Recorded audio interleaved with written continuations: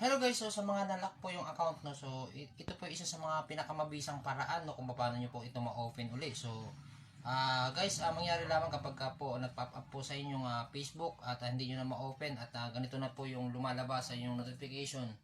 So sundan nyo to guys, itong strategy ko na to na aking napagkaalaman na pinakamadaling paraan para ma-open mo uli ang inyong Facebook account no. So kung nakikita nyo guys itong merong bilog, ayan yung merong circle, yung may nakalagay na chat to us. So, i-click nyo lang po yan guys. Once na nakareceive po kayo ng notification na nalock po yung account po ninyo. So, kung kayo po ay medyo nahirapan, kayo po ay hindi nyo alam ang gagawin. So, dito guys, once na kinilik nyo po yung chat to us, automatic po yan guys. Meron po dyan mag-i-entertain sa inyo, no?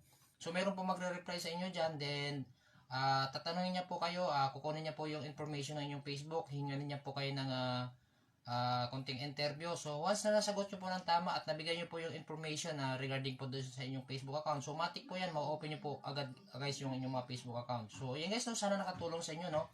Kung oo, huwag nyo guys kalimutan mag-like.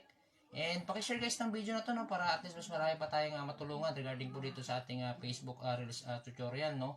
At ipalo nyo po ako guys para ma-update ko po kayo sa mga next video tutorial natin dito sa ating Facebook Reels. And pwede nyo rin ako guys i-subscribe sa aking YouTube channel. Nakalink po dito sa ating description. Pakiclick na lang po yung description box.